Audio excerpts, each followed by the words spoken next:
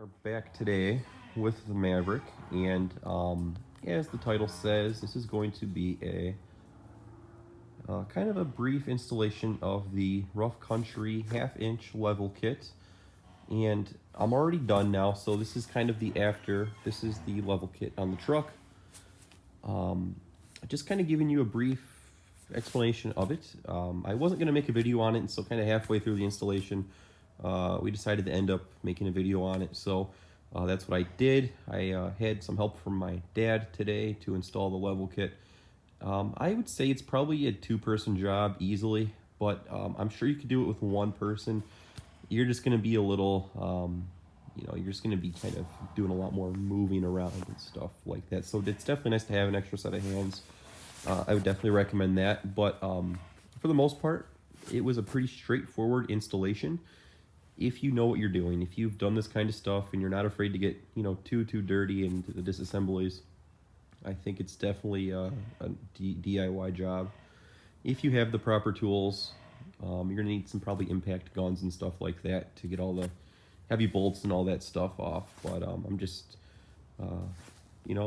just kind of telling you guys what we're doing here, and I figured it'd be good content. And again, it's a Rough Country half-inch level kit. So like I said, I just kind of slapped it together. It's not all that long. It's just showing you if you do end up having your front wheel off and you're stuck somewhere, maybe this video can help you one way or another. But that is the front of the truck with the half-inch level. I'm not going to show you much more. You're going to have to watch till the end. But this is the aftermath. I'm just chilling out right here. So yeah, here you go, guys. Hope you enjoy. All right, so the first step you are going to do is take these clips. There's about 5 of these clips right here on the cowl, securing these plastic plates on right here. These plastic plates are secured with 2 8mm bolts. They're hardly even on there. They're like finger tight almost. There's one bolt holding it there, and there's gonna be one in there right on that clip. I already took them off, so I'm kind of going backwards here, but yeah, they're barely tight on there, but it just gives you just enough room to kind of lift this up. You have to take the strut out and all that stuff. So I know it's kind of vague, but like I said, get these clips off first, and then get the 2 bolts holding the strut mount cover. All right, so now that you have the tire off, we're gonna go ahead and take a 15mm and get the tie rod off here. This one is covered in mud, so yours may vary, but stick that on there. Take that off just like that.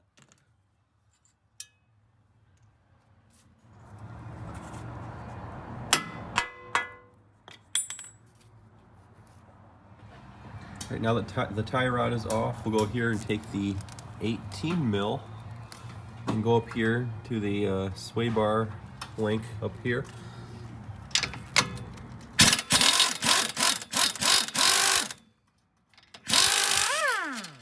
Okay, so we have that off. We'll want to hammer this out at some point, but we'll get to that in a minute. Next, you're going to go here to the ABS sensor and just pull this out. Work at it, but it will come out eventually. So right now you're going to go over to the brake line bracket right here, and you're going to take an 8mm and just take it off. All right, now you're going to take a 21mm on your impact gun and go over to the lower knuckle bolts, and then just going to go ahead and take them off.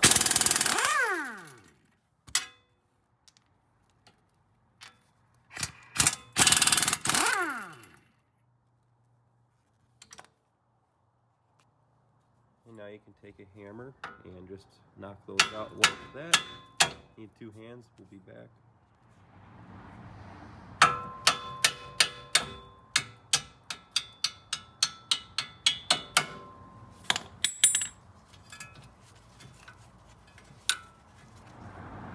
Once you get your bolts out, this is all going to come loose now, so you can get this out of the way. Put this forward, slide this assembly up like that, and now we have to go up top and take off the 13mm bolts up there. Once those come loose, we can pound this out right here. So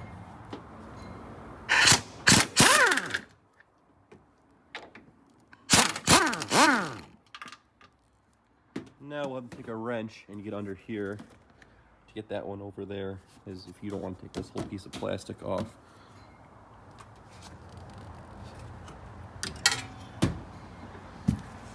All right, got the strut out, so everything all taken apart in there.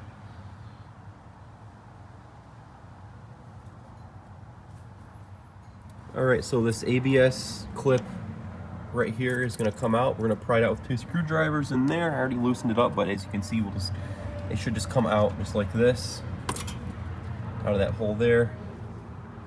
Just throw that away. We don't need that no more. So then we'll take our bracket, our ABS bracket.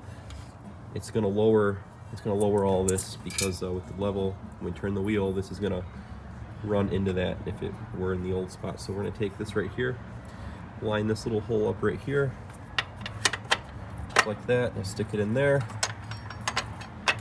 just like that, and this will go down there like that. There's going to be a little 8mm or a 10mm nut that screws on just like that. As you can see, it all sits super nice. Very high quality product so far. So yeah, there that is. That just clips in just like that. Alright, so in order to clear the CV, once you get the lift installed, you have to go over here and actually grind this strut down here. So you got to clear about, I don't know, 5 or 6 mil of that lip so you can clear the axle. So this is essential into doing this. If you don't have this tool, then you are kind of screwed. You need to pay somebody to do it.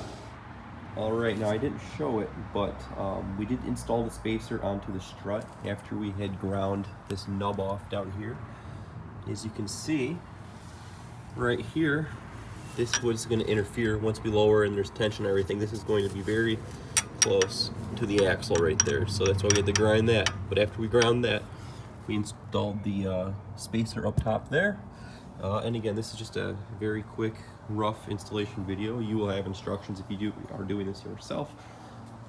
So yes, with the assembly, once that's all in there, you're going to install this nut down here first, and then this top one. It's going to take 2 hands to do this. So I'm going to set this down and get this top bolt back in here.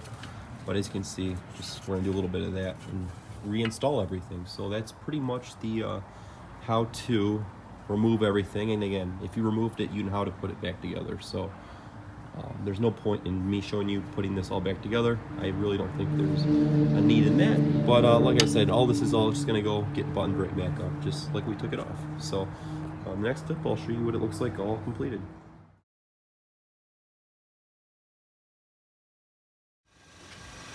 Alright, this is going to be a before look before we do put the level kit on. So this is going to be just a rough number. It's going to be different for everybody depending on your tire size. But from this tire here, it's about 4.5 inches of wheel gap. And let's just check out the rear one just to see as well. So coming to the rear, approximately 6 inches as far as the gap goes. So let's see if we can close that up about a 1/2 inch or so. Alright, so with the level kit installed, we now have about 5.5 inches of gap right up there. So yeah, quite a nice difference there. I'll check out the back real fast. Again, that back is about 6 inches, so it's remained the same. So 6 inches right there, and right under 6 inches on the front. So I mean, that just is a super clean look. Very little rake. So there it is, guys. All right, here is the final result of the 1/2 inch level kit. So it just looks so much better in person. Even on video you can tell. So yeah, I mean, very much recommend it. Installation, if you guys have done this type of stuff and you're more inclined, easy to do as long as you have what I showed you in the video. If you don't have that grinder, you're gonna have to pay somebody more than likely, because you have to get that step in order to install this. But after that, for $100 level kit and a little bit of labor in an afternoon, it did not take long. It took probably an hour to do the whole entire thing. with just some basic type tools. So there it is, guys. It just gives it a very nice look, especially with my 245 70 17s. It looks good. It just looks beefy. It's just enough. I do apologize for the wind noise. We will probably counter that, but just walking up to it, it just looks stout. It just looks right.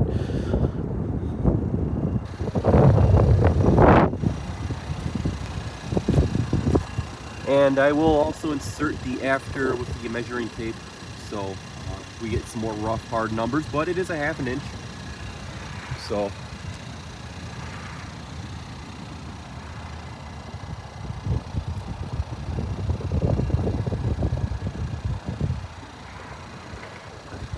very much recommended, guys. So I'm gonna clip some pictures and stuff throughout what we did with the job, and just so you can kind of see. So this is kind of a guide if you already have the kit in front of you with the instructions. Just more of a hands-on video to show you what exactly you'll have to do. So yeah, as usual, guys, thanks for watching.